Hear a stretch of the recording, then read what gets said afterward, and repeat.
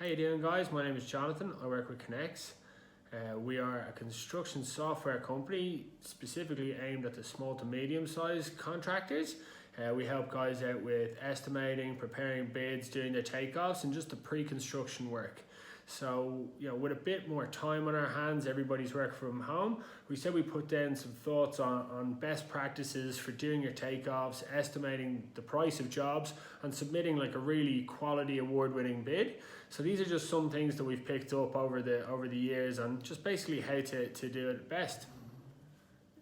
With your quoting and estimating, look, it's actually one of the most important things you can do in the entire construction process.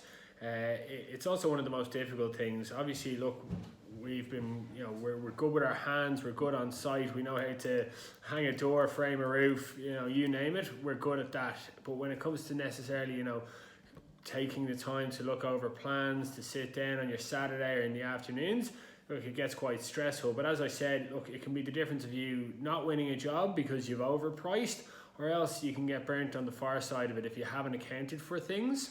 It's going to come out of your pocket. So obviously we want neither of those things. We want you to have a really competitive bid, one where you're going to make money, but also one that's going to make you stand out to the contractor.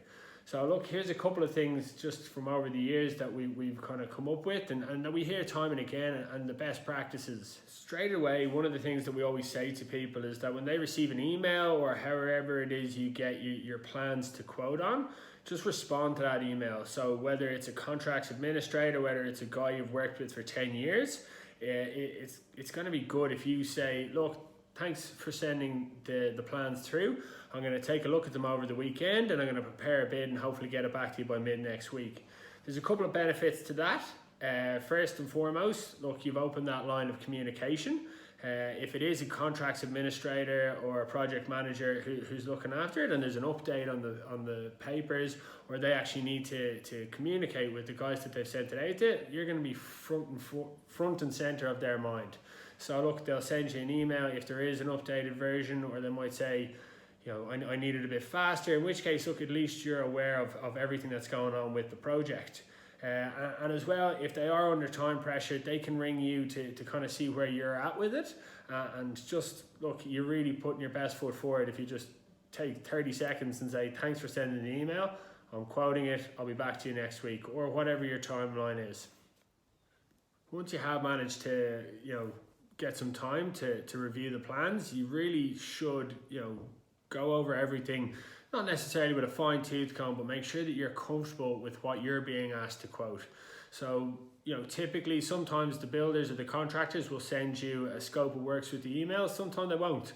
So just go into the plans, review everything, and make sure that you are, you're across everything. So you just go in, and like what I like to do, or what I see guys doing, is just going into every page of the plan that applies to you, to your trade. Jotting down notes. Maybe there are some clarifications you're going to need to get off the builder, so just jot them down. And what is best practice, again, just come back if there are clarifications to the builder in one concise email and just say, how you doing, there was just some things that I wasn't sure of, if you could come back to me with answers on these 5 points. Bang, bang, bang. There's nothing worse than if you're sending 10 emails back and forth, or else if you haven't gone into the plans and you send an email and they say, yeah, well, it's clearly there on page 2. That doesn't look good either. But if you've gone through the plans, you've got your questions there, again, it looks professional to the builder. It looks like you're, making the effort, and you're going to, basically give a really good quote that you've accounted for everything. So once you're comfortable, you know what's being asked of you, you've got your clarifications done, it's time to kind of get into the plans. So whether you're printing them off, doing it with a scale ruler and highlighter, or whether you're using some software, look, this is where it's going to make or break your quote.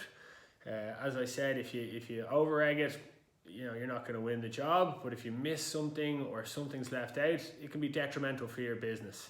So once you've earmarked all the pages that are relevant to you and to your trade, you can go in, mark up the plans. Again, there's software that does this really well. I'll plug ConX on this one. And there's loads of others for the higher end of 10. Or if you're printing them off, just go in, mark it up, make sure that you've got every single lineal meter or square meter of the materials that you need.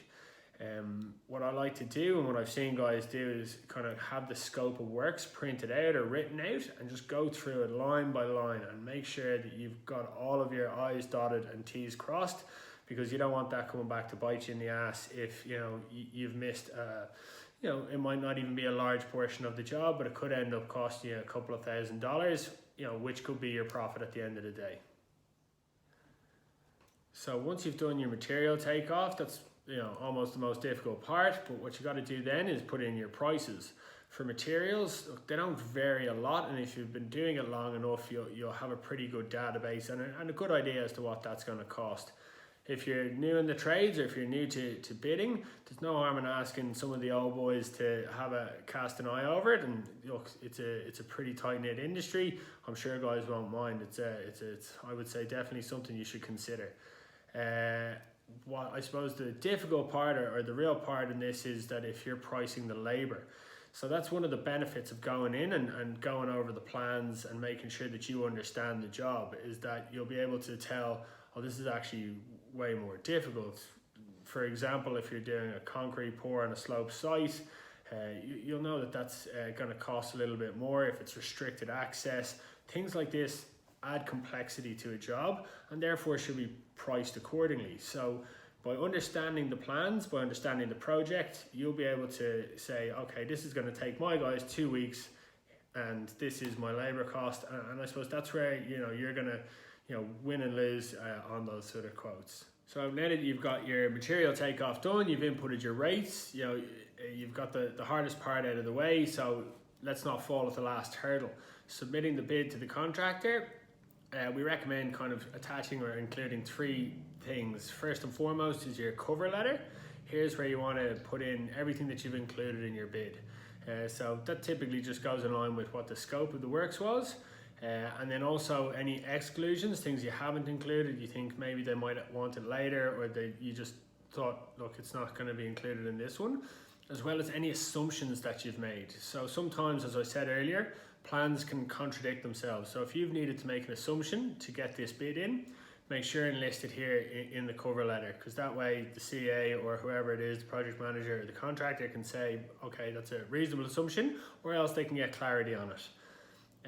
Obviously then what you want to do is include your total cost. If you want to put in the line items of what it is that you've bid on, so much the better.